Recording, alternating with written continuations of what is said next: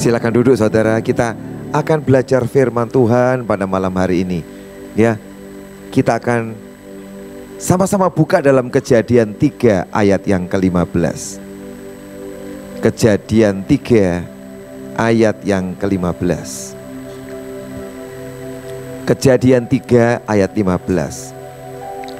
Aku akan mengadakan permusuhan antara engkau dan perempuan ini, antara keturunannya dan keturunanmu dan keturunannya. Keturunannya akan meremukkan kepalamu dan engkau akan meremukkan tumitnya. Ada satu kata yang bagus ini, permusuhan. Ya saudara, Tuhan yang menubuatkan akan ada permusuhan antara kita dengan siapa? Setan. Nah, hari ini taruh di pikiran kita, hati kita, kita dengan setan itu apa saudara? Bermusuhan. Kalau sama setan memang harus bermusuhan. Ada yang berteman di sini? Pasti tidak ada. Orang apa GRC ya? GRC. Tidak mungkin berteman. Kita ini bermusuhan semua. Taruh di pikiran saudara, kita bermusuhan. Jadi saudara, hari ini kita mesti tahu, semua yang setan tawarkan, semua yang setan omongin, jangan didengar. Kenapa? Sebab itu musuh. Nah saudara, kalau musuh kita, pernah nggak merencanakan yang baik buat kita? Saya mau tanya. Tidak pernah. Mana ada musuh mau berbuat baik sama kita? Tidak ada. Pura-pura baik, betul, ya kan? Tapi berbuat baik yang sungguh-sungguh tidak mungkin. Jadi setiap kita hari ini tahu, kita ini punya musuh. Tapi saudara, satu kali saya mendengar cerita yang lucu saudara, ya kan? Tentang setan, ya kan? Setan ini, ada orang yang di rumah itu ada setannya saudara, tapi tidak boleh diusir. Dosa diusir. Loh kenapa? Setannya itu baik, menjagai rumahku. Loh betul loh. Setannya menjaga rumah. Jadi kalau sampai ada pencuri, ada orang itu tidak berani masuk rumah saya, takut. Sebab ada setan yang menjaga. Pasti ketakutan, tidak jadi masuk. Jadi biar aja setannya di rumah saya. Rumah saya lebih aman. Saudara mau dijagain setan rumahnya? Buat orang itu saudara, oh setan itu baik, nolong aku. Saudara, dia tetap punya sifat penipu. Dia pura-pura baik. Mungkin betul loh saudara, di satu sisi rumahmu dijagai, rumahmu dijaga. Tapi tahu enggak, dia sedang mencuri damai sejahteramu. Dia mencuri sukacitamu. Dia ngasih satu saudara, tapi dia mengambil banyak dari hidupmu. Sepertinya baik, tapi tidak. Tuhan berkata dalam ayat ini, dia dari semula adalah musuhmu. Jadi hari ini, kalau dengan setan, mari kita harus melawan dengan frontal. Amin. Jangan pernah izinkan dia masuk dalam hidup kita, mengganggu kita. Dan jangan pernah dengarkan bisikan dan perkataannya. Amin. Pak, aku hari ini tidak mau sama setan, tapi kita itu masih mendengar bisikannya. Nah itu sama aja saudara. Hari ini pegang ayat ini, kita tidak mau, bahkan dibisikin, diomongi, kita tidak mau. Saudara, ada dua hal yang Tuhan bisa tolong kita, dua cara. Masih beberapa cara saudara, untuk mengusir setan dalam hidup kita yang mengganggu kita. Mungkin hari ini setan yang datang tidak kelihatan jelas, tapi seringkali dia datang dalam pikiran dan perasaan kita. Dia datang dan muncul di sana. Cara yang paling bagus adalah setiap kali kau mengalami dalam hidupmu ada bisikan yang kau tahu bukan dari Tuhan, sebab bisikan itu membuat engkau khawatir, takut, langsung ngomong, darah Yesus, dalam nama Yesus aku tengking kau pergi dari pikiranku. Nanti saudara, dia akan tinggalkan saudara, minggir dari hidupmu. Amin. Yang pertama dengan cara apa? Ditengking dalam nama Tuhan Yesus. Bahkan saya ajarin saudara, mesti ngomong yang keras dalam nama Yesus. Lupa, kok menengking diri sendiri, ora opo-opo. Sebab kadang-kadang perlu saudara, kita itu suka nengking di orang setannya. Tapi kalau sedang ganggu kita, kita diam-diam aja. Ya, hari ini dalam nama Yesus, Kalau mulai muncul pikiran yang menakutkan, pikiran yang macam-macam, langsung ngomong. Pakai apa? Suara. Amin. Jangan diam aja. Langsung pakai suara. Tengking dalam nama Yesus. Nanti akan merasakan kuasa Tuhan mengalir. Semua perasaanmu akan nyingkir. Yang kedua, Efesus mengajari pakai selengkap senjata Allah. Dipakai. Pakai apa? Pedang roh. Dari semua senjata-senjata Tuhan, pedang roh adalah satu-satunya senjata untuk nyerang setan. Jangan cuma bertahan. Mesti diapain? Serang. Pakai firman. Jadi kalau dia ngomong sama kita, anakmu tidak bisa sekolah, tidak punya uang. Ambil firman, Allahku akan memenuhi segala kebutuhanku menurut kekayaan dan kemuliaan dalam Kristus Yesus. Ngomong. Jadi ayat itu diomongin. Seperti apa saudara? Itu kayak pedang. Kalau hari biasa tidak ada persoalan, maka ayat itu kayak pedang yang lagi ditaruh. Betul? Tapi ketika persoalan datang saudara, engkau ambil firman itu saudara, dan kau pakai itu, setan akan dikalahkan, dihancurkan. Sebab pedang roh itu akan menghancurkan setiap tipuan setan. Saudara bisa ngomong, burung di udara dia pelihara. Masakan aku tidak dipelihara Tuhan? Pasti dia akan memelihara hidupku. Di situ firman itu berguna. Amin. Tapi saudara perlu baca firman. Kalau tidak pernah baca firman, kira-kira bisa keluar tidak firmannya? Tidak bisa. Lihat di mana pedang rohnya? Wong saudara baca firmannya tidak pernah. Apa yang diucapkan tidak tahu. Maka tiba-tiba ngomong, pada mulanya adalah Tuhan, ya kan? Pada mulanya adalah firman. Loh, kok tidak nyambung ya? Nah itu tuh lain lagi saudara, ya kan? Kalau tidak baca firman tidak bisa. Jadi orang Kristen yang punya kuasa adalah orang yang baca firman dan firmannya tinggal di hati. Ketika tantangan persoalan muncul, itu dipakai saudara untuk mengalahkan semua tipuan setan. Di situ saudara akan menang. Amin. Jadi sekarang kita tahu, aku ini harus punya musuh, setan, musuhan loh. Tidak boleh berteman. Sebaik-baiknya setan tetap harus kita musuhin. Nah, tapi dunia tahu nggak saudara hari ini? Dunia sedang menawarkan semua gambaran setan yang berubah. Setan yang dunia gambarkan, setan yang mulai baik-baik. Ya, setan yang baik-baik. Ya kan? Setan yang suka menolong, setan suka membantu, setan yang menjagai. Dunia sedang memutar balikkan. Kenapa? Setan juga pengen baik bro. Dia juga pengen kelihatan baik. Kalau dia kelihatan jelek banget, kan di mana harga dirinya, ya kan? Walaupun dia setan, dia pengen kelihatan baik. Dan hari ini film-film dari film anak-anak, film kartun, sampai filmnya Hollywood, film semua, beberapa film menampilkan setan-setan yang baik. Saudara, sebab dia pengen di akhir zaman akan muncul penghulu setan terbesar, antikris. Betul? Dia harus tampak baik. Kalau dia jahat, dunia tidak akan ikut sama dia. Dia akan muncul sebagai pribadi yang sangat baik sepertinya, tapi dia menipu manusia. Itulah kenapa banyak pengikutnya. Kenapa? Dia pura-pura baik, tapi ujungnya dia adalah pembinasa keji. Karena itu kita hari ini ayo waspada. Setan tetap setan, adalah musuh kita. Musuh siapa? Kita. Karena Tuhan udah ngomong itu musuhmu loh.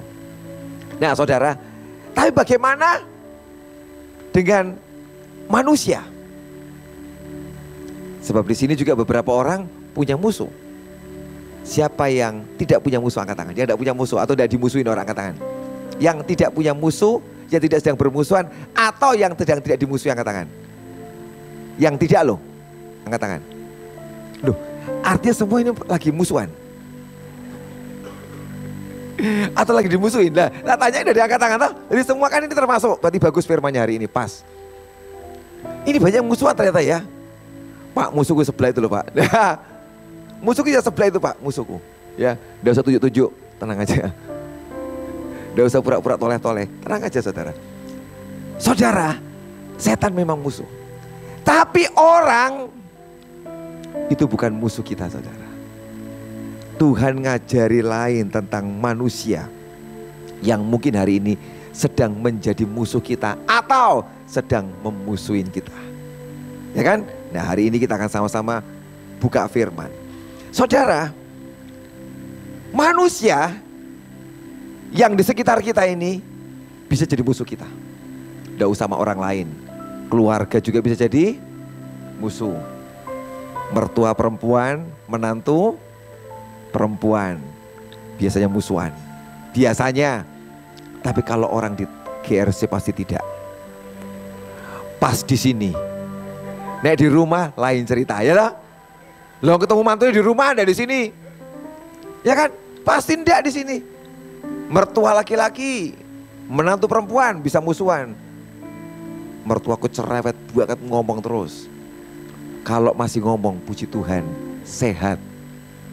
Sebab kalau sudah tidak ngomong, sudah tenger-tenger, lemes, pasti lagi sakit, ya kan? Ya toh, orang masih ngomong itu bagus. Tandanya apa? Sehat. Suami-suami, kalau istri masih ngomel terus, artinya sehat istrimu. Kalau pagi-pagi sudah tenger-tenger, diam-diam baik. Wah, mah, kowe loro mah, ya kan?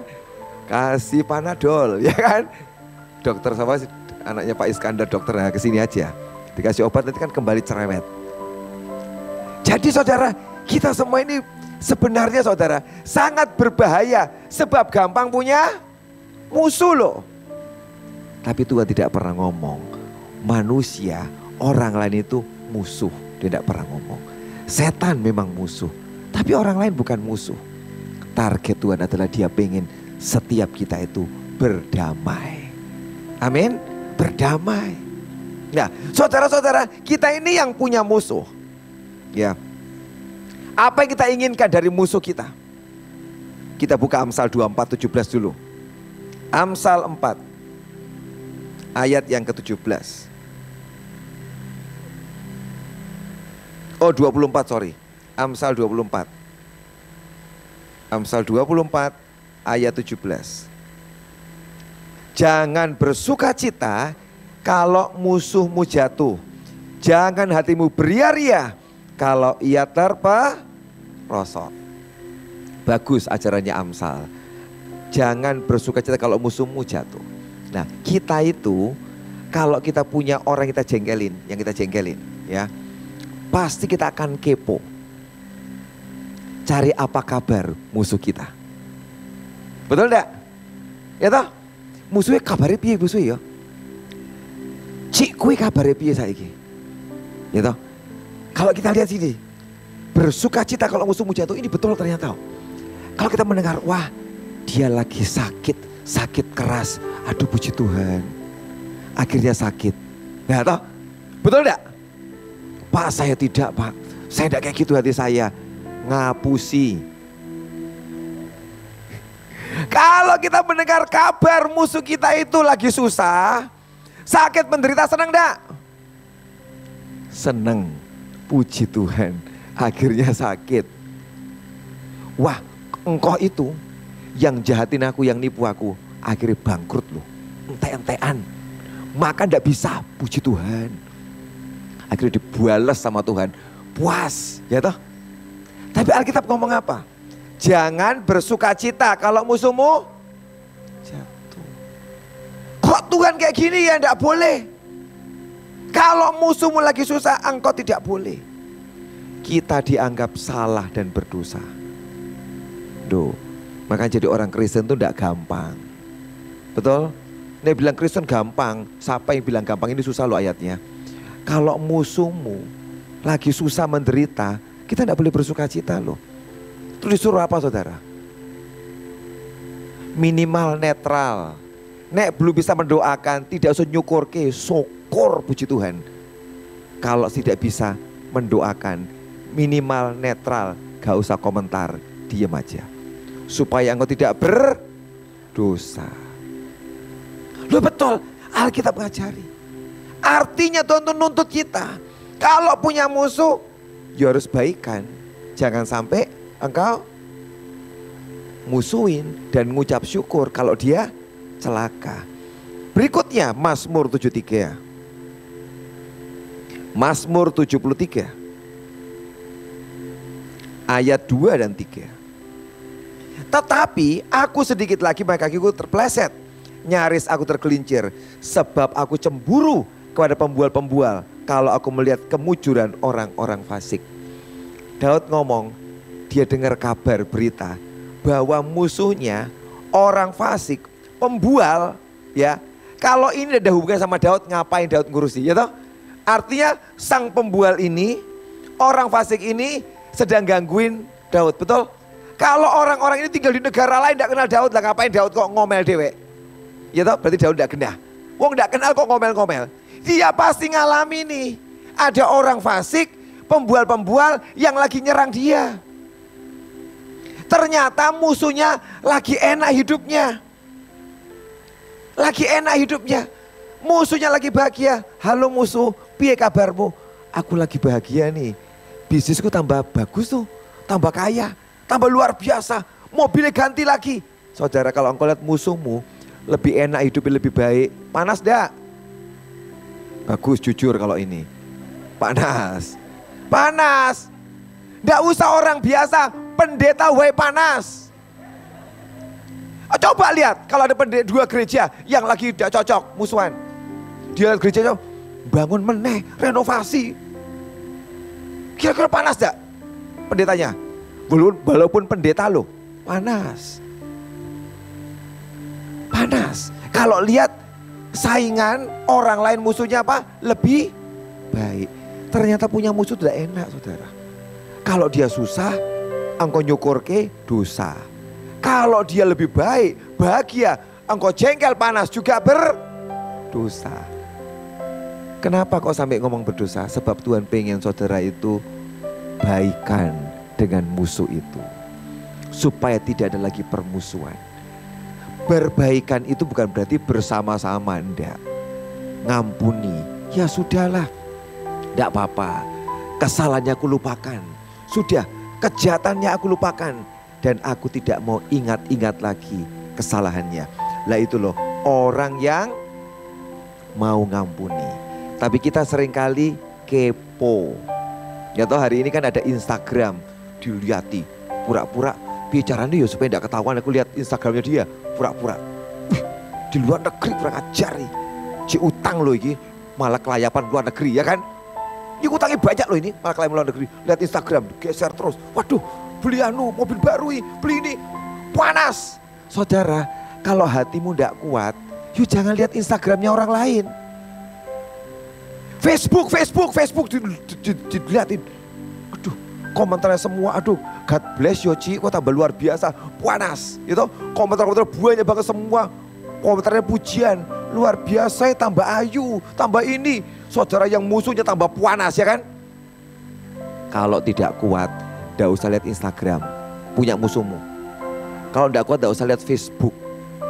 Kalau tidak kuat hatimu, tidak usah tanya-tanya orang. Kabare taji ikai piye?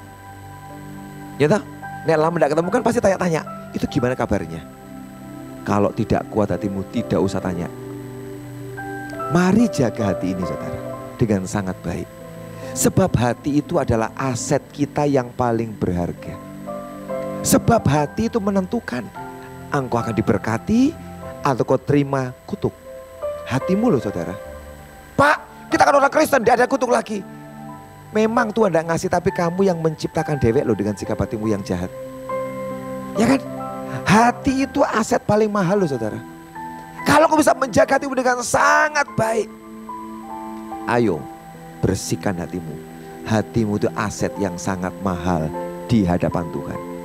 Kenapa Amsal ngomong jagalah hatimu dengan segala kewaspadaan. Kok disuruh jagai? Kita tidak akan menjaga sendal jepit jebol. Ada yang jaga sendal jepit jebol, wes jepit jebol sisan, dijagai. Jangan sampai hilang loh, berharga. Saudara sehat, sendal jepit jebol mau jagai, tidak mungkin. Atau barang-barang di rumahnya sudah rusak, kasur jebol mau jaga nih, dijagai loh, hati-hati loh, nyolong loh kasur ini. Jebol taruh di luar, siapa yang mau nyolong? Mau maling wegah nyolong, ya kan? Kok dijagain apa? Tapi kalau barang berharga, saudara punya emas, berlian, jagai. Kenapa? Berharga. Loh, kalau sampai Tuhan ngomong jagai hatimu, artinya apa saudara? Hati ini berharga mahal, betul? Kalau hatimu tuh murahan, dibilang gak usah dijagain ngapain? Biarin aja, sembarang aja perasaanmu diumbar. Nggak, ini berharga loh. Sampai Tuhan ngomong dijaga ya hatinya.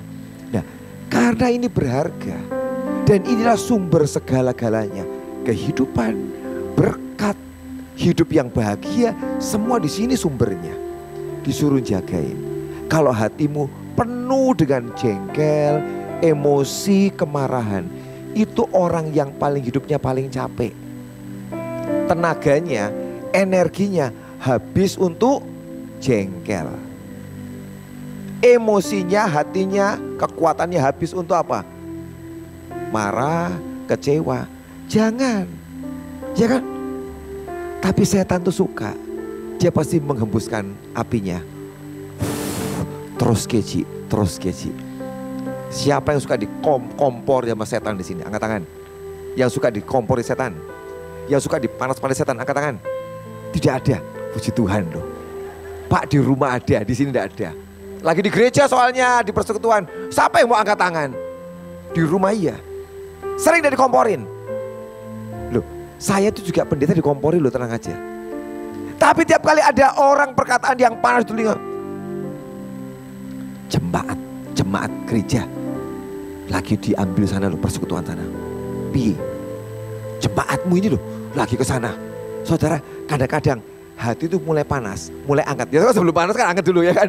Sudah mulai angkat. Nah, begitu hati mulai angkat, sadar. Setan, aku tahu taktikmu be aku. Kamu membuat aku panas toh?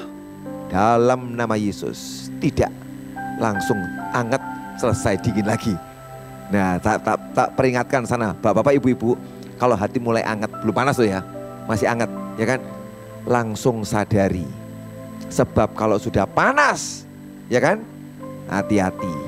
Pasti mulutnya keluar, meledak keluar dari situ, keluar, bus, kata-kata yang tidak enak. Memang persekutuan sesat persekutuan, ya kan? Ya kan? Gara-gara ini udah panas, hati kita panas. Waspada. Amin. Waspada. Ini sudah mulai hangat, saling memperingatkan. Mah, kita ini kudu hangat ya mah. Ya kan? Loh kenapa? Lah ini kok rasanya sudah mulai ada kata-kata yang tidak enak ini, kok hangat gimana? Oh, jangan sampai panas ya mah. Bapak juga, Pak, kamu lagi hangat ya Pak. Ayo hati-hati ya. Karena hati kita itu apa? Berharga. Tidak usah lihat-lihat sembarangan supaya tidak panas hatinya. Yang berikutnya apa yang diajarkan Tuhan untuk musuh kita? Amsal 25. Amsal 25. Ayat 21 dan 22. Jika seterumu lapar, berilah dia makan roti. Dan jikalau ia dahaga, berilah dia minum air. Karena engkau akan menimbun bara api di atas kepalanya, dan Tuhan akan membalas itu kepadamu. Tuhan kasih nasihat untuk seteru musuh. Kalau dia lapar, berilah dia apa? Makan roti. Kalau dia dahaga, berilah dia apa? Minum air. Ini perintah Tuhan. Saya mau tanya, bisa enggak? Bisa Pak. Aku enggak kasih air putih, tak kasih kopi, campur sianida. Aku menurut Pak firmannya, kopi Pak, tak kasih sianida sidik, ben mati. Puas. Ya toh? Jadi kalau kita sama Tuhan tuh enak loh saudara. Tuhan kita tuh terus terang, belak-belakan. Ya toh? Tapi perintahnya enggak loh. Kalau seterumu lapar, lo ini musuhmu. Yang menjengkelkan, yang menyakiti hatimu, lagi lapar. Suruh bawa roti. Cik, mau roti enggak Cik? Roti Tegal. Mau tahu Tegal enggak Cik? Ini musuh loh. Lagi haus, kasih minum. Tapi Tuhan berkata, kalau engkau melakukan itu, kamu sebenarnya seperti menimbun bara di atas kepalanya. Jadi gini saudara, tak ajari, nek mau balas dendam, boleh. Tuhan mengizinkan balas dendam. Kayak apa? Gini loh, tak kasih contoh. Minta tolong penari satu, ayo kamu yang main di enter sini. Siapa namanya, anaknya Pak Agus. Betul lah anaknya Pak Agus toh? Ya jangan sampai salah ini, ya kan. Kalau musuhmu itu apa? Lapar atau haus, berikan dia apa? roti dan minum. Seperti menaruh bara di kepalanya. Saudara tahu bara? Bara api, bara api. Jadi tiap kali saudara itu mau balas dendam, musuhmu gampang. Musuhmu kasih ono apa? Roti. Kayak ngasih apa? Bara, pegang di kepalamu. Ini api di kepalanya. Saya mau tanya, apa yang terjadi dengan dia? Gosong, kok panas? Ya udah ada bara panas toh. Coba dia percaya pulang kasih bara api. Panas pak, gosong. Gosong. Ya kan? Jadi tak ajarin malam ini. Kalau engkau mau menaruh bara api, kasih apa? Roti. Kasih apa? Minuman. Pada musuhmu. Itu balas dendam. Terima kasih Anyo. Jadi hari ini yang mau balas dendam, silakan boleh. Menjengkelkan tetanggaku pak. Kirimi roti, pinter. Menjengkelkan, tak buatin sirup yang enak, kirimin. Nggak usah dicampur air keras, cyanida, nggak usah. Asli. Ci iki asli loh, jusnya tak gawe dewe dengan tanganku, dengan kasih, dengan cinta. Blender, nyoh Ci. Kasih dengan cinta.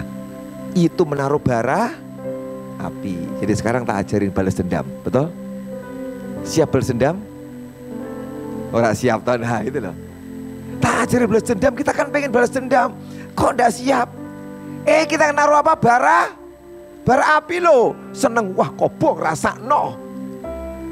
Jadi saudara, ternyata kalau engkau berbuat baik pada orang jahat itu, engkau sedang membuat orang yang jahat itu kobongan, terbakar. Kok bisa ya? Aku jahat sama dia, dia kok buat kebaikan. Betul? Membuat orang itu kebakar dia. Dan dia pasti gelisah. Kok bisa ya? Sementara dia itu tak jahati, kok dia bisa berbuat baik. Nanti orang itu kobongan. Saudara bisa membalas dendam. Orang itu nanti akan berubah. Saya pernah membuat orang kobongan. Oh bukan pernah, sering. Saya tuh sering buat orang kobongan. Saya tuh punya banyak bara api persediaan, tenang aja. Mau tak kasih bara api? Saya punya bara api banyak persediaan. Tiap kali ada orang yang jengkel sama saya. Karena saya tuh tidak suka punya musuh saudara. Saya tidak suka. Tapi kadang-kadang namanya orang dimusuh ya bisa toh, ya toh. Tapi kalau saya tahu ini orang musuhin saya bisa kroso. Kroso enggak? Ciri-ciri pertama, apa orang dimusuhi? Buang muka. Ketemu kita, buang muka. Ya toh? Yang kedua, perengat-perengut. Wah ini pasti musuhi aku ini. Ya kan? Terus buang muka. Saya tuh sering dibuangin muka orang saudara. Saya bilang syukur, lama-lama tidak punya muka kamu. Itu dibuang terus mukanya sama saya. Ya kan? Tapi untungnya habis dibuang mungkin diambil lagi, dipasang lagi ya kan. Jadi tetap dia punya muka. Ada orang yang satu kali marah sama saya saudara. Saya tidak pengen musuhan, tapi dimusuhi dia sudahlah. Namanya nasib. Satu kali saya di gereja itu ada acara pembagian tugas. Ada dicari panitia untuk KKR ya, Asher. Dan juga pendoa, dua kelompok dicari. Maka itu kumpulin semua dibagi. Yang tidak terlalu rohani, apa? Asher. Karena aku terlalu tidak terlalu rohani. Tapi yang rohani-rohani dipilih jadi apa? Pendoa. Nanti bagian catcher, mendoakan orang. Dibagi dua. Nah ada satu. Cici daftar. Bagian pendoa. Sebab dia rohani. Dia bilang aku tidak mau Asher, kurang rohani. Gur salaman tok, tidak enak. Jadi saya mau jadi pendoa. Ya sudah, terpilih. Waktu sudah dibagi dua, ini Pak Asher pendoa juga pilih. Ada orang lapor sama saya, Pak Victor, Cici yang ini tuh kalau mendoakan bahaya. Kok bisa bahaya? Dia bawa pisau? Enggak, bahaya. Lu kenapa? Kalau dia mendoakan tuh Pak, dia tumpangi tangan orang. Setelah itu orangnya didoakan biasa toh. Tapi dia yang bereaksi, wah, sampai yang berdoakan Pak, dia punya jambul ambrol. Nek punya apa itu? Nanti orang itu, jadi orang itu doa dari orang tidak apa-apa, didoakan jadi ngeri orangnya. Jadi pulang bermasalah gara-gara didoakan dia. Kan ini orang actionnya penuh action gitu loh. Saya juga tahu kenapa. Apakah dia yang dipenuhi Roh Kudus sampai dia sendiri goyang semua gini, sama muncrat pokoknya. Waduh saya kasihan orangnya itu loh Pak. Bu jangan Pak, ini jangan. Nanti kasihan loh Pak, jemaatnya pengen sembuh pulih malah pulang kepahitan loh Pak. Karena ini efeknya dari doa yang Ya sudah tak omongin baik-baik. Ci, kamu tidak usah jadi pendoa, Ci. Kamu jadi asyar aja. Ngamuk sama saya, saudara. Loh, salahku apa? Cuman ngomong kamu tetap pelayan tapi jangan pendoa. Asyar aja, ngamuk, saudara. Sejak hari itu, saat itu loh, saya diplengosi, dibuangin muka saya, saudara. Tiap ketemu saya mau tak sapa, baru buang muka lah. Jadi toh ya baru mau Ci kok. Rasityo, buang muka, hilang. Aduh, kok ndak enak ya di gereja kok saya digituin terus. Tapi saya itu bersyukur loh, punya roh dablek, spirit of dablek. Kalau Taci itu muncul di gereja tak sapa, halo Ci, piye kabare? Kalau dia buka-buka, buang muka, wis ben. Tiap kali dia muncul di gereja, piye kabare? Ya sudahlah, ya gimana lagi, wong saya juga mau berbuat apa, memang kenyataannya kayak gitu. Sampai satu hari saya tuh di gereja lagi ngobrol dengan teman. Tiba-tiba Cici itu datang berlari. Wah, tapi bukan slow ya, buannya berlari mendekati ke saya sambil bercucuran air mata. Napa Ci? Maafkan saya Pak Victor, Tuhan menegur saya dengan keras. Kalau kamu tidak mau ngampuni, awas kamu. Wah, bagus, puji Tuhan. Dia minta maaf, jabat tangan saya, itu baik sama saya, saudara. Puji Tuhan, baikan sama saya. Bersyukur. Tapi saudara, orang itu kan gampang, ya kan? Jengkel, marah, bermusuhan. Tapi saya, tiap kali saya menyapa dia, piye kabare Ci? Saya sedang menaruh bara api di kepalanya. Satu, kobongan balik, belum puas, besok ketemu lagi, piye kabare Ci? Yang kedua, jadi kepalanya penuh bara api ternyata. Gak kuat, nangis-nangis ketemu saya di gereja, minta maaf, selesai masalahnya. Amin. Jadi Tuhan pengen setiap kita mengampuni, berbuat baik kepada orang yang berbuat jahat. Tapi gampang enggak saudara melakukan ini? Enggak gampang, susah, enggak gampang. Nelson Mandela, tahu Nelson Mandela? Dia tinggal di Dedak Tegal sini. Yang benar loh, Presiden Afrika Selatan. Nelson yang diomai, ini loh cedak, ini pemalang. Yang benar, itu bekas presiden sudah meninggal sekarang, Nelson Mandela. Dan Nelson Mandela ini, dia kan orang politik di Afrika Selatan yang perebutan jadi presiden. Lawan politiknya lebih kuat. Dia dimasukin penjara oleh lawan politiknya. Berapa lama di penjara? 27 tahun. Sampai tuwek. Saya nggak tahu umur 30 atau 40 mungkin dia di penjara itu. 20 tahun, artinya dia umur 67-an kira-kira keluar penjara. Tapi dia cerita selama dalam penjara, penjaga penjara itu jahat banget di Afrika sana. Dia disiksa, dipukuli. Pernah dia cerita digantung, dibalik, kaki diikat di atas, kepala dibawa. Di penjara loh. Kemudian diapain? Dikencingi. Dia cerita hidupnya dalam penjara 27 tahun. Banyak penderitaan. Penjaga penjara jahat-jahat sama dia. Tapi tiap kali orang berbuat jahat sama dia, dia ngomong, tunggu saatnya. Gitu tak dia ngomong, tunggu saatnya. Betul, satu kali. Tidak tahu bagaimana politik berganti berubah. Mungkin partainya dia menang. Tiba-tiba dia keluar dari penjara. Dan dia terpilih menjadi presiden Afrika Selatan, Nelson Mandela. Waktu dia keluar dari penjara, satu cita-citanya, manggil penjaga penjaranya. Ya toh? Wah bagus kowe. Aku puluhan tahun mbok siksa di penjara. Sekarang jadi presiden, dia berhak toh? Dipanggil. Dia ngomong sama ajudannya, cari sipir penjara yang ini. Cari dia. Dicari ketemu. Dibawa menghadap. Yang dibawa menghadap ndredeg. Betul? Sebab dulu dia tahanan. Bisa digantung, bisa dikencingin, guyu-guyu, ketawa-ketawa. Hari ini jadi apa? Presiden. Dan dia tetap jadi apa? Sipir penjara. Dipanggil menghadap. Waktu ketemu, ketakutan. Dia tahu pasti aku akan dihukum berat. Nelson Mandela berkata, satu hal yang ingin aku lakukan buat kamu. Dan orang itu dipeluk. Aku mengampuni kamu. Dan orang itu dilepas. Dunia lihat itu kagum luar biasa ya. Orang yang nyiksa dia bertahun-tahun, ngencingi dia, gantung dia. Waktu dia berkuasa, dia melepaskan orang itu dari semua hukuman dan balas dendam. Di situ Yesus itu menang. Amin. Nelson Mandela orang Kristen. Di situ Yesus itu apa? Menang. Setan kalah. Setan pikir, yo bales so. Kesempatan, son Nelson bales son. Itu gantung wae langsung, jangan kaki lehere. Gantung.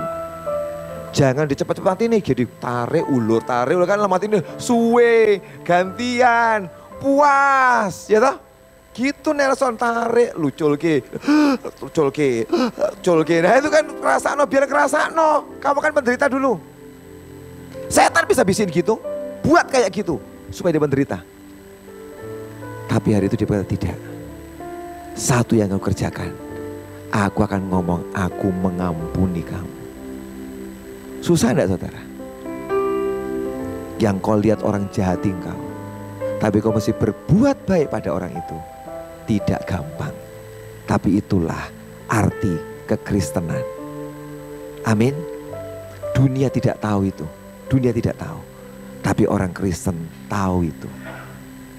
Itulah kenapa jadi orang Kristen tidak gampang. Susah kok saudara. Saudara masih mau jadi orang Kristen? Oh puji Tuhan. Luar biasa. Tidak gampang. Kalau orang bilang Kristen itu agama murahan, gampangan. Salah. Ini agama yang sangat mahal. Sebab kita diajari sacrifice, berkorban. Diajari mengampuni. Apa yang dunia tidak punya, diajarkan buat kita. Sebab memang pengajaran Alkitab dari mana asalnya? Surga yang dunia tidak punya. Kita diajarin pelajaran dari surga yang susah. Tapi kalau kita ini anak-anak Tuhan, yang ngaku anaknya Tuhan, diberi kesanggupan mengerjakan tugas-tugas ini. Amin. Karena engkau menimbun bara di atas kepalanya, dan Tuhan akan membalas itu kepadamu. Kalau sampai engkau berbuat baik pada musuhmu, tenang. Tuhan akan apa? Membalas. Loh Pak, artinya apa Pak? Tuhan memberikan upah buat kamu. Kalau engkau bisa mengampuni, berbuat baik, tenang.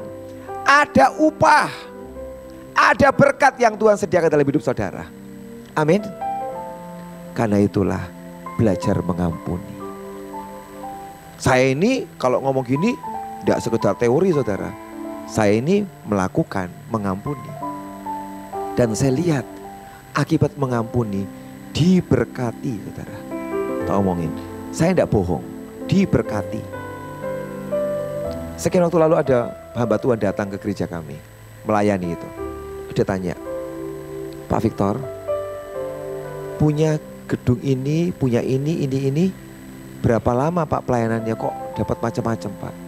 Saya bilang, tahun kelima pelayanan kami, kami memulai gereja tahun kelima, Tuhan ngasih ini. Hah? Tidak mungkin toh Pak? Aku juga bingung, kenapa ya? Kok bisa ya Pak? Biasanya orang itu butuh lama sekali, belasan tahun, puluhan tahun, baru dikasih Tuhan sesuatu. Tapi kok bisa ya dalam tempo 5 tahun ini kok dapat macam-macam Pak pelayanan. Dikasih kayak gini banyak ini. Kok bisa ya Pak 5 tahun ya Pak? Saya bilang saya juga tidak tahu. Mungkin ya, mungkin loh ini. Bukan karena kebaikan saya. Tapi cuma anugerah Tuhan. Tiap kali saya dijahatin orang, diapain, diceritain orang, saya tutup mulut dan saya mengampuni orang itu. Tuhan gini, mesake yo pendeta iki yo sudah kurus, ganteng. Nah itu kelebihan ya kan, sudah kurus, ganteng, kok dianiaya ya. Tapi kok menang baik. Dianiaya diam terus, tidak pernah balas, tidak pernah cari pembelaan, tidak klarifikasi, cuma diam, cuma tersungkur berdoa. Oh bagus, wes gini aja, tenang. Tak berkati supaya musuhnya puanas KB. Nah saudara, mungkin gara-gara itu saudara. Karena tenang, tidak jengkel, tidak marah, diapain aja diem, Tuhan malah kasihan.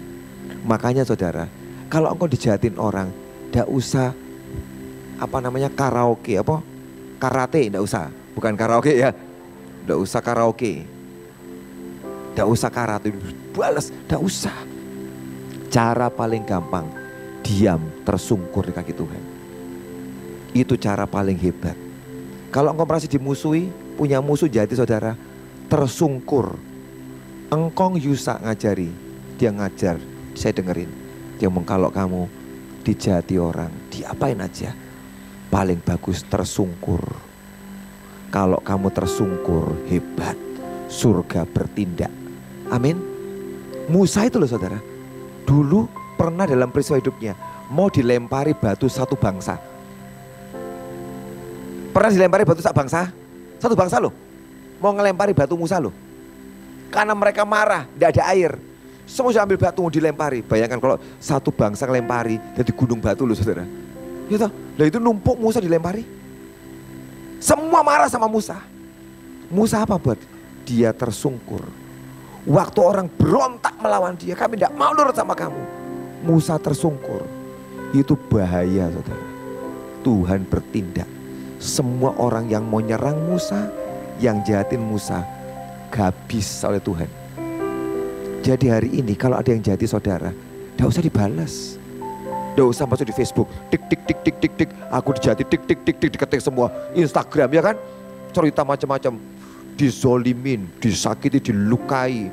Tidak usah, ketinggalan zaman. Yang terbaru, termodern. Kalau engkau disakiti apa? Tersungkur. Tidak usah difoto dulu tersungkur, tidak usah. Mau pamer.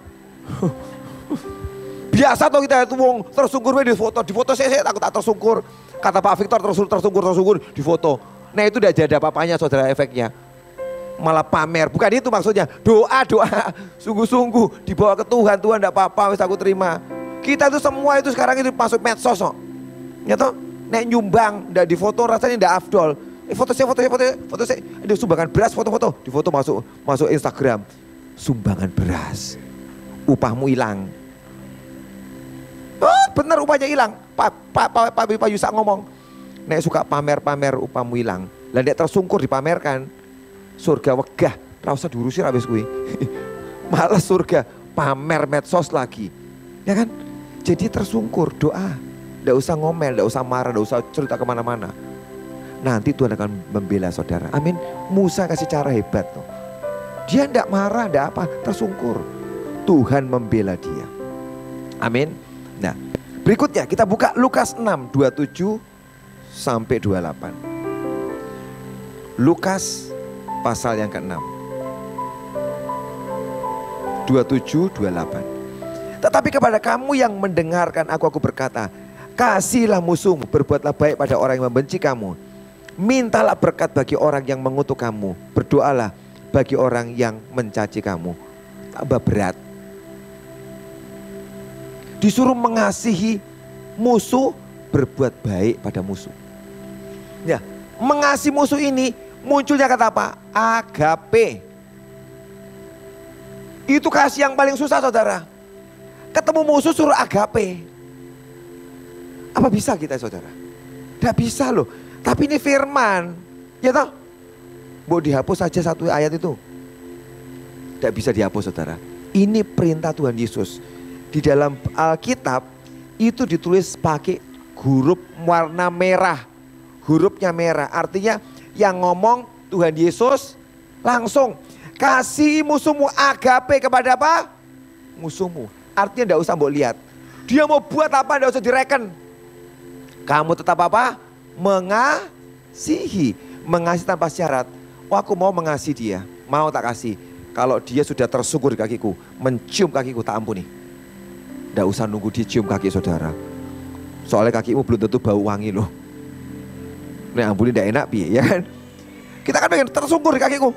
Baru aku tak ampuni dia. Tidak usah.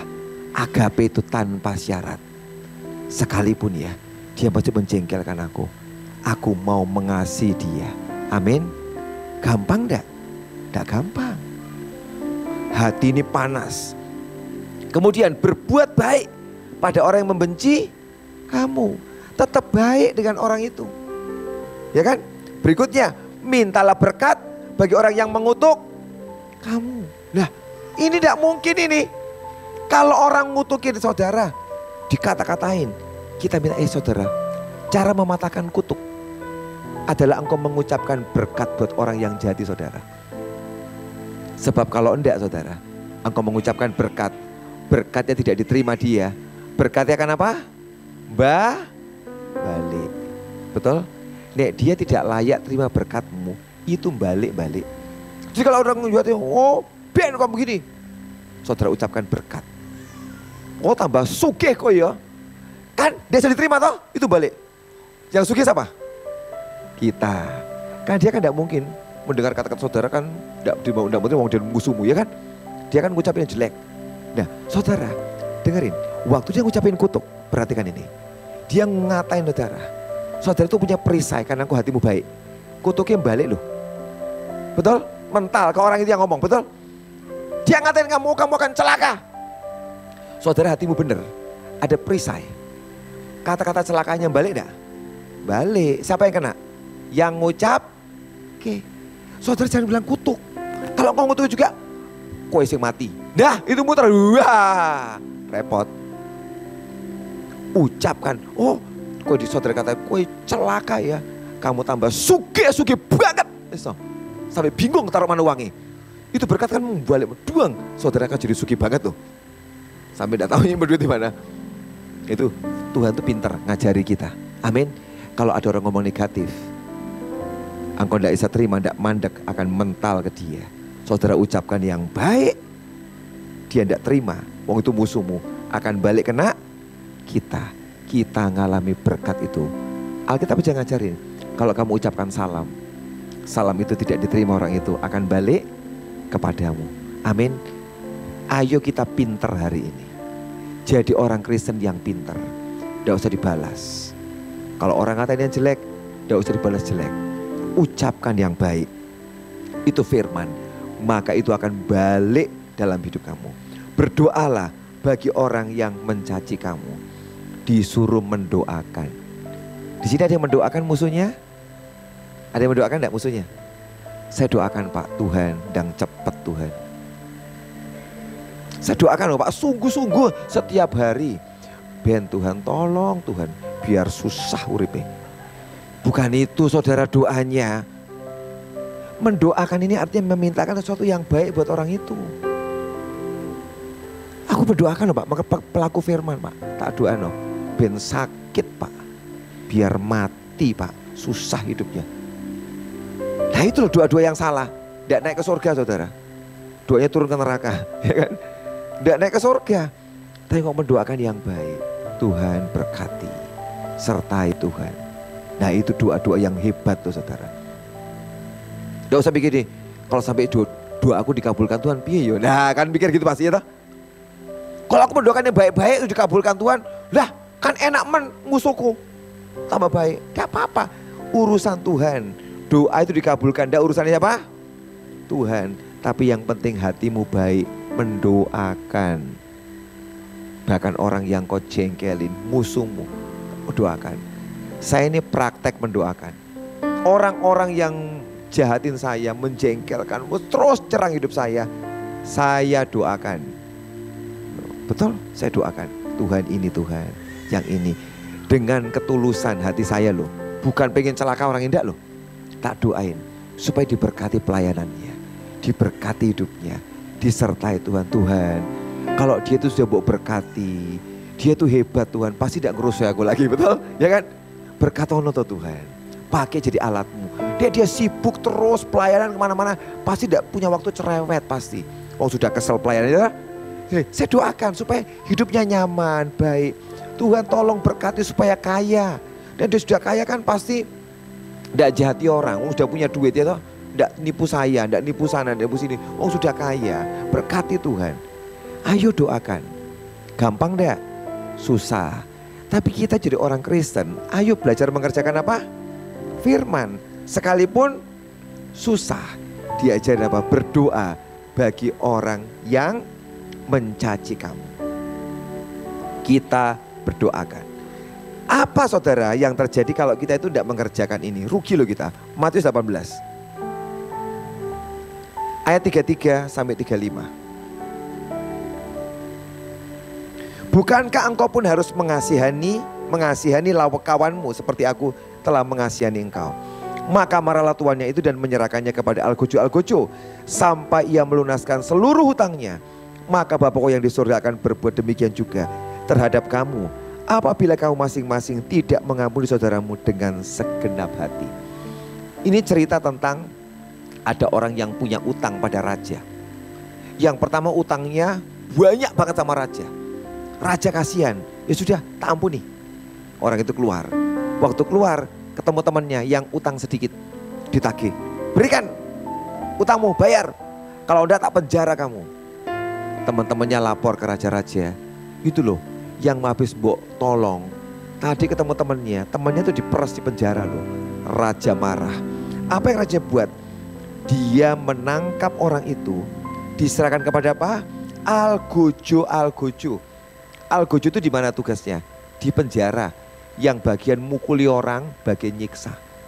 Jadi kalau saudara itu tidak mau berdamai dengan musuhmu, tidak mau ngampuni, nanti ada algojo yang akan menyiksa engkau. Orang yang tidak ngampuni, hidupnya itu susah. Betul? Orang yang nyimpen, jengkel, itu hidupnya susah loh. Ayo diampuni. Pak Yusak pernah cerita, saya ingat terus cerita nih. Ada suami istri ini, suaminya itu nakal. Suaminya itu selingkuh. Waktu mereka belum kenal Tuhan, selingkuh. Akhirnya sekian tahun kemudian sama-sama udah kenal Tuhan. Sang istri sudah mak-mak, udah jadi orang Kristen. Si engkong ini jadi orang Kristen, tapi udah pisah. Si engkong kawin sama orang lain, ya kan? Jadi sekarang udah tuwek-tuwek semua. Yang emak sakit, udah tua. Didoakan, ayo mak, kamu mesti didoakan karena kamu ada kepahitan. Ampuni ya mak. Tidak mau. Suamiku tidak mau tak ampuni. Ngamuk. Dia jahat. Akhirnya maknya mati. Ya toh, setelah didoakan tidak mau ngampuni, akhirnya tetap juga mati saudara. Terus ada penglihatan saudara. Sekian waktu lama kemudian si engkong mati juga. Nah terus dua-dua pergi ke menghadap Tuhan. Dua-dua ya kan. Sampai di hadapan Tuhan. Si emak ini masuk neraka. Lah, lu kenapa kok masuk neraka? Karena tidak mau mengampuni. Dibuang ke neraka, marah-marah si emak. Oh biasa tuh emak marah-marah. Tuhan kok tidak adil gini-gini. Nah, si engkong masuk mana? Surga. Dah, ini kan selingkuh. Kok bisa saudara? Sebab si emak tidak mau mengampuni. Sementara si engkong ini mengampuni. Dan dia sudah lupakan semua, aku memang salah Tuhan, aku berdosa, aku jahat. Dia sudah minta ampun kepada Tuhan dan bertobat si engkong. Terus dia punya istri, bertobat juga, kenal Tuhan dua-dua. Sampai surga, masuk surga tuh saudara. Lah piye saudara? Pelajaran apa yang kita tarik dari cerita ini? Selingkuh ora popo, awas ya. Kok malah pelajaran itu? Bukan itu ya. Mengampuni. Kok malah nangkap yang lain? Berarti tidak apa-apa selingkuh ya pak? Masuk surga. Yo nek saudara bejo, sebagian besar masuk neraka. Tapi karena hari itu dia sudah bertobat. Dulunya kan belum kenal Tuhan, terus dia pisah ya kan. Terus setelah itu dia kenal Tuhan. Terus dia sudah hidupnya benar gini-gini, masuk surga. Si mak protes, loh kok bisa? Dia lebih jahat dari aku loh. Iya, suamimu pemberesan sama Tuhan, ngampuni dan minta ampun atas dosanya. Sementara si emak ini tidak mau ngampuni sampai mati, bilang aku tidak bakal ngampuni. Dia jahat di dunia, susah, disiksa apa? Algojo. Saya mau tanya, orang yang dendam, kecewa, marah enak tidak hidupnya? Ya, tidak enak. Orang yang menyimpan kemarahan, emosi, dendam, hidupnya tidak enak. Tiap kali ingat namanya, tidak tahu, mungkin nama orang menjengkelkan dia. Semoga sih tidak ada, misalkan Inge, gitu. Inge, mau makan aja tidak bisa. Tidak ada Inge dia, tidak ada Inge ya. Ada namanya Inge. Kalau ada angkat tangan, dapat hadiah 500.000 dari Pak Iskandar. Aku tidak mau ngasih, ya kan. Ingat Inge, panas, ya kan hatinya. Ingat mau apa? Ingat. Kenapa? Panas. Itu algojo yang nyiksa hatimu. Tidak enak. Orang itu enak kalau hidupnya lepas semua. Tidak ada ganjelan di hatinya. Amin. Jangan mau. Ada algojo-algojo yang ganggu saudara. Setiap hari disiksa hidupnya. Dipukulin perasaannya. Dipukulin pikirannya. Itu algojo loh. Tapi orang yang ngampuni, tidak ada yang ganggu. Amin. Jadi hari ini mengampuni. Saudara itu ngasih bara panas, bara api di kepala orang, atau justru orang yang ngasih bara api pada saudara? Ayo itu pertanyaannya, ayo. Mungkin yang musuhannya orang Kristen dua-dua, ya kan? Ayo. Saudara emosi, tidak mau ngampuni. Sementara musuhmu berbuat baik sama kamu, kasih bara api. Jadi saudara yang kepalanya penuh bara api. Harusnya engkau yang ngasih dia. Tapi karena kamu marah terus, tidak mau ngampuni, musuhmu malah justru sadar. Saudara yang di atasnya bara api terus, hidupmu emosinan, panas terus, gitu, kebakar terus. Ayo berubah saudara. Amin. Mengampuni. Kenapa kok hari ini ngomong mengampuni? Saya juga tidak tahu kenapa. Ada apa di sini? Yang penting kita sampaikan pesan Tuhan aja.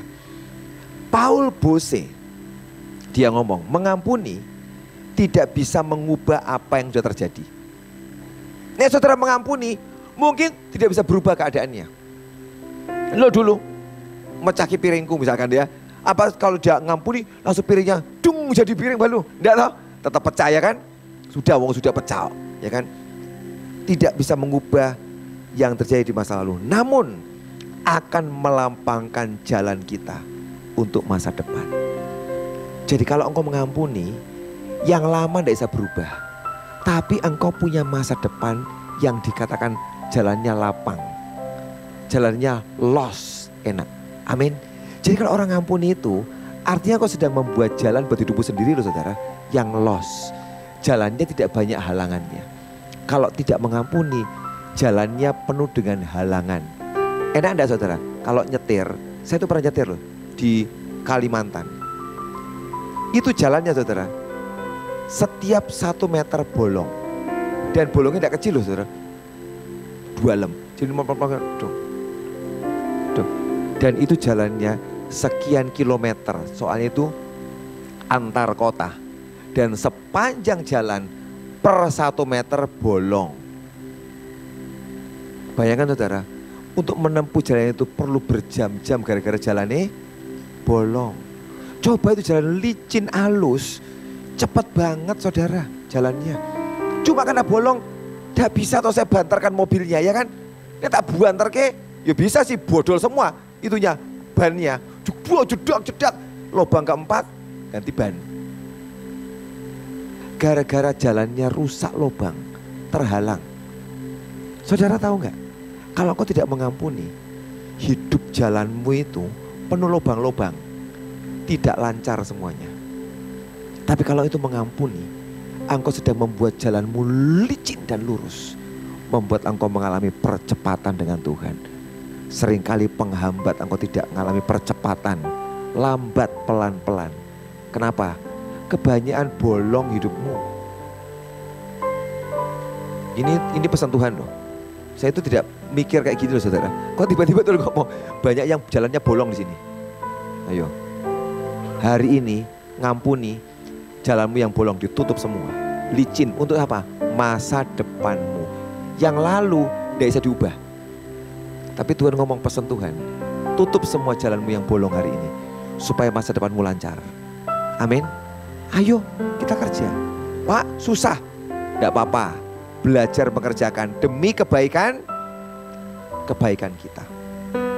Dia akan menolong kita. Alkitab ini cerita banyak orang-orang yang punya musuh juga kok saudara. 1, Daud punya musuh Saul, ya toh? Sampai mau ditombak berkali-kali, betul? Mau dibunuh, tidak enak toh? Tapi Daud itu mengampuni enggak? Mengampuni. Jalannya lempeng. Jadi apa? Raja. Yusuf punya musuh enggak? Saudaranya 10 orang. Cuma 1 adik Benyamin yang tidak musuhin dia. 10 yang musuhin dia. Dimasukin lubang, macam-macam dijual sampai ke Mesir. Tapi ini orang ngampuni. Naik jadi apa? Raja muda di Mesir. Mordekai punya musuh enggak? Punya. Siapa? Siapa? Haman. Musuhnya Mordekai Haman. Haman terus pengen menjatuhkan Mordekai, betul? Pengen dihabisi, pengen digantung. Terakhirnya siapa yang mengambil kedudukan Haman? Mordekai. Diangkat naik. Yakub sama Esau musuhan toh, mau dibunuh Yakub terus, ya toh. Akhirnya Yakub yang diangkat Tuhan, betul? Jadi bangsa yang besar, luar biasa. Esau tidak terkenal, Yakub diangkat, hebat, menurunkan raja-raja hebat-hebat. Yakub, saudara lihat, kalau engkau tuh mengampuni, membuat jalan buat siapa? Dirimu sendiri. Tapi kalau engkau tidak mengampuni, aku yang buat lubang buat jalanmu. Tak bolongi wae ya. Kenapa mbak? Supaya jalannya lambat. Itu namanya BODOH. Apa? BODOH. Kita jadi orang bodoh. Tuhan ngajari jadilah orang yang berhikmat. Buatlah jalan yang baik buat hidup saudara. Amin. Terakhir, ada seorang pengkhotbah orang Belanda namanya Corrie ten Boom. Ini orang di penjara, cukup lama di penjara dia, di Jerman. Kenapa kok Corrie di penjara di Jerman? Sebab Corrie ten Boom ini nolongi orang-orang Yahudi yang mau dibunuh sama Nazi. Pak, Nazi bisa bunuh? Bukan Nazi liwat loh saudara, Nazi itu loh, tentara Jerman. Kok hebat ya, Nazi bisa bunuh. Nazi, tentara Jerman. Dia nangkepi orang Yahudi dibunuh. Nah, Corrie ten Boom dan keluarganya bantuin, nyembunyiin supaya gak dibunuh saudara. Akibatnya saat keluarga ditangkap masuk penjara. Bapaknya, kakak perempuannya mati di penjara. Corrie ten Boom gak tahu kenapa, tiba-tiba ada sebuah surat yang datang ke penjara itu berkata bebaskan orang ini, dia tidak bersalah. Lolos dia tok. Tapi dia sempat mengalami hari-hari yang disiksa di dalam camp di Ravensbrück di Jerman. Saya pernah ke sana, tempat penyiksaan orang-orang Yahudi tempat itu. Tapi ini perempuan satu lolos keluar. Nah, setelah itu dia itu jadi pendeta. Dia khotbah di mana-mana. Sampai satu kali tahun 1947 dia balik ke penjara itu saudara untuk pelayanan. Sebab hari itu sudah Nazi tidak ngoyak-ngoyak lagi, orang Yahudi selesai. Mereka diprotes dunia, kadang-kadang pembunuhan banyak, tidak lagi. Dia datanglah ke penjara itu. Dia melayani orang-orang dan dibicara tentang sebuah pengampunan di penjara itu. Dia ngomong bahwa Tuhan Yesus mengasihi semua orang, bahkan para pembunuh orang-orang Yahudi dikasihi Tuhan Yesus dan diampuni Tuhan Yesus. Lagi khotbah, tiba-tiba ada satu orang muncul di depannya dan dia mengulurkan tangannya, ampuni aku. Dia gitu orang itu.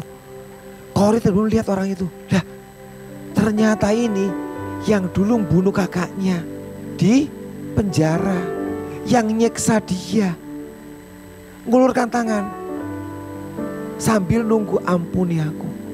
Waktu Corrie ten Boom lihat, dia ingat semua perbuatan orang ini. Sekian waktu dia tidak bisa ngulurkan tangan, dia nunggu sampai Tuhan ngomong ampuni.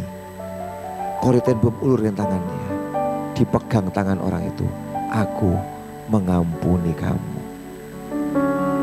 Dan hari itu diberitakan di seluruh dunia, Yesus itu ajaib.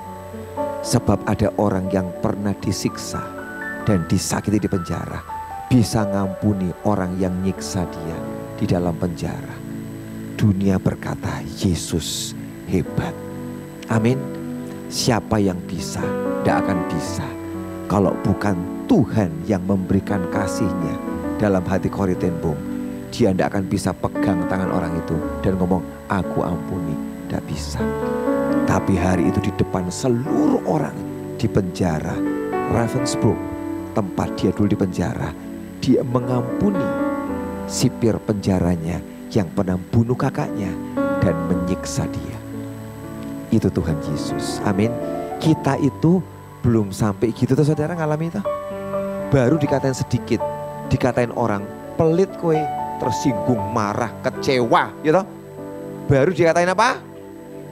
medit, sudah marah tersinggung. Kalau saudara jadi Korintenbom di penjara kayak apa saudara, pasti saudara wah pedang bentuk api pokoknya itu pasti kau balas dendam. Ayo hari ini belajar, ayo kita belajar, amin, memberikan pengampunan. Ingat, untuk kebaikan kita. Kita sedang buat apa kalau kita mengampuni? Jalan tol.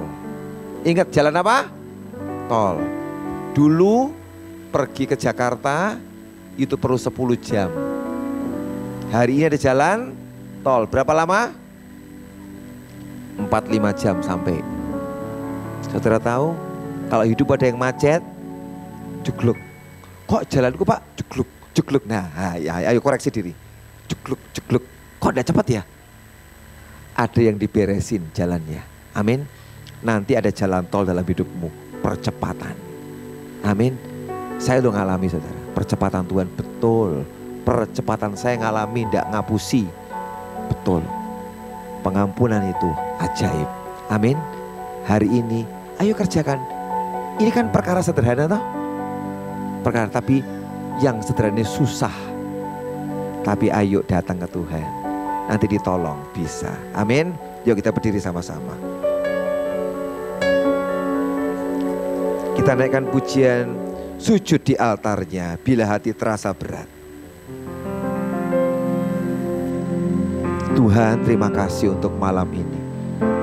Engkau mengajar kami dengan firman yang sederhana.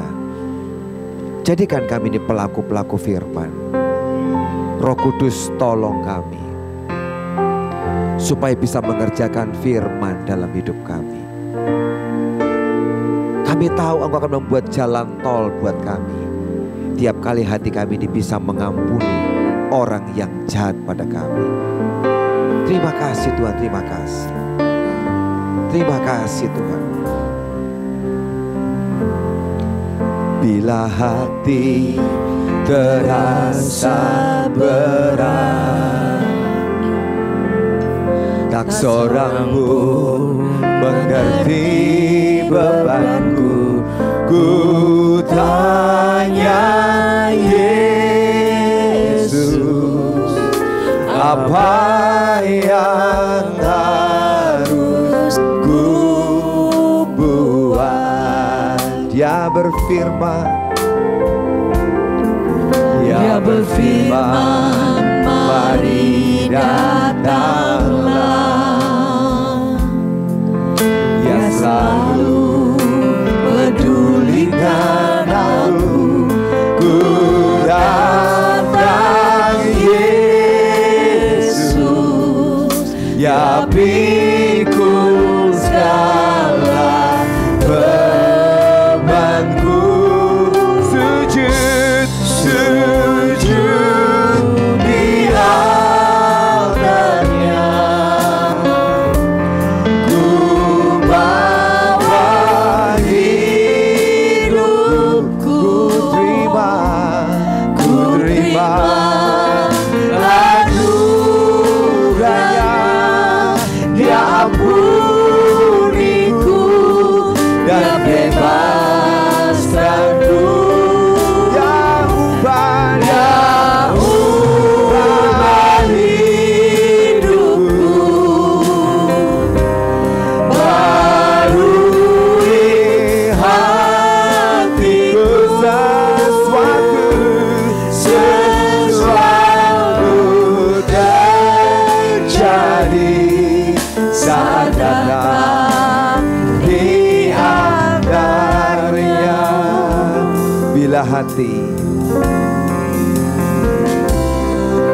Bila hati terasa berat, tak seorang pun mengerti bebanku. Ku tanya Yesus, apa yang harus ku buat? Dia berfirman, mari datanglah. Dia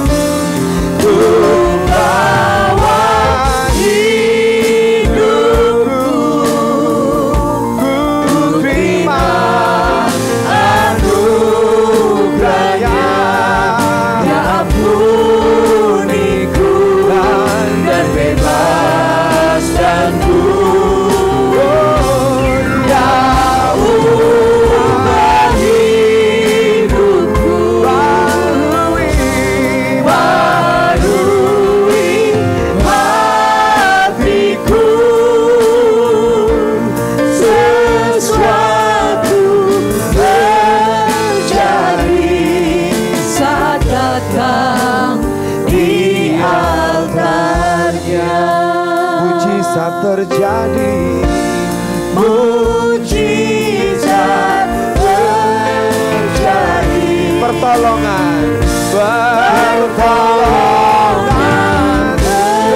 terjadi, sesuatu terjadi, saat datang di altarnya. Engkau mengajarkan bagus buat kami, sujud di altar-Mu Tuhan, tersungkur di sana. Itulah waktu Kau menolong kami, melepaskan kami. Tolong setiap kami hari ini Tuhan. Kami tahu pelajaran Kau berikan tidak gampang buat kami, tapi kami mau melakukannya. Beri kesanggupan buat kami. Hari ini kami sedang menyimpan kecewa, marah, dendam pada orang tertentu. Kami lepaskan pengampunan Tuhan. Kami lepaskan pengampunan. Kami tidak mikir siapa yang benar, siapa yang salah. Kami memutuskan mengampuni. Dan biar kami lihat jalan yang rata itu dibuat Tuhan dalam hidup kami. Jalan tol dibuat dalam hidup kami. Semua yang macet selama ini, semua yang tersendat-sendat selama ini akan dibuat lancar. Karena hati kami mengampuni. Tolong umat-Mu. Hamba tidak tahu Tuhan siapa yang sedang mengalami ini, tapi biar hari ini Tuhan yang menolong menjamah setiap kami. Engkau dilepaskan, dibebaskan Tuhan. Engkau lihat jalan dibuat Tuhan dalam hidupmu. Apa yang macet selama ini, yang sukar selama ini, dibuat gampang. Sebab hatimu sudah seperti jalan tol, ditutup semua lubang-lubangnya dalam nama Yesus. Biar firman hari ini Tuhan masuk dalam hati kami, masuk dalam hati kami, mengubah kami dalam nama Yesus. Kuasa firman bekerja malam ini, dihidupkan oleh Roh Kudus-Mu, biarkan bekerja dalam hati kami. Terima kasih Bapa yang baik untuk malam ini. Kami bersyukur. Demi nama Yesus kami berdoa. Semua yang percaya sama-sama katakan amin. Berikan kemuliaan buat Tuhan yang paling baik. Silakan duduk, Tuhan berkati.